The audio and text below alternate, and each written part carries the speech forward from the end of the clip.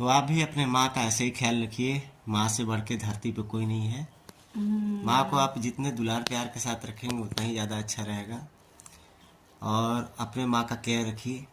तो मेरी मम्मी के पास मैं देखा कि 2-3 दिन से स्कार्फ बांध के है, तो मैंने टोपी खोज के दिया। हालांकि मम्मी को थोड़ी सी शंका हो रही थी कि मुझे ये फिट बैठेगा कि नहीं, तो मैंने अपने टूनी बाबा के लिए स्कार्फ और टोपी खोज के दिया। आप लोग भी अपने माँ के लिए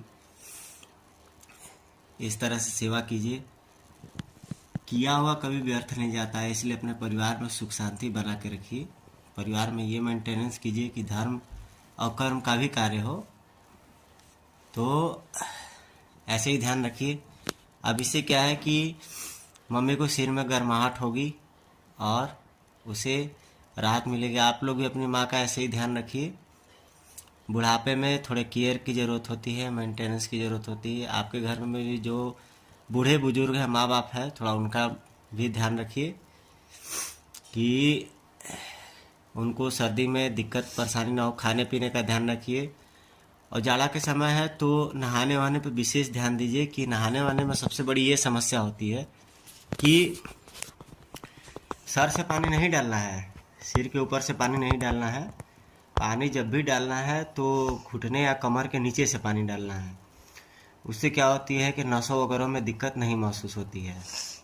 तो ऐसे ही आप लोग ख्याल रखिए। खाने पीने का ज़्यादा ध्यान रखिए। आपके घर में जो भी बड़े बुजुर्ग हैं, छोटे बच्चों का ज़्यादा ध्यान रखिए, क्योंकि विंटर सीजन है। विंटर सीजन में दिक्कत ज़्यादा महसूस होती है।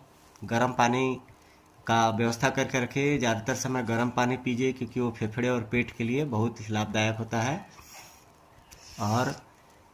और इसी प्रकार से और भी अच्छा वातावरण बना कर रखिए घर में, क्योंकि जितना अच्छा वातावरण बना कर रखेंगे उतना ही ज़्यादा अच्छा रहेगा आपके फैमिली, आपके परिवार के लिए। तो नहाने वहाने में ज़्यादा ध्यान देना है कि सिर से नहीं नहाना है, एकदम सिर से नहीं नहाना है, क्योंकि पतली पतली बाल से भी महीन नसें होती हैं सिर में।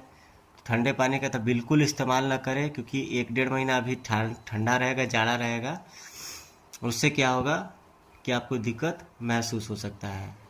और थोड़ा सा गर्म गरम हीटर उटर रखिए, उपाय रखिए। और बाहर से जब भी आए तो डायरेक्ट झटके में न घुसे, क्योंकि इस समय कई जगह कई राज्यों में पॉल्यूशन और प्रदूषण की भी समस्या चल रही है। तो प्रदूषण से भी बचना है और परिवार का भी हिफाजत रखना है।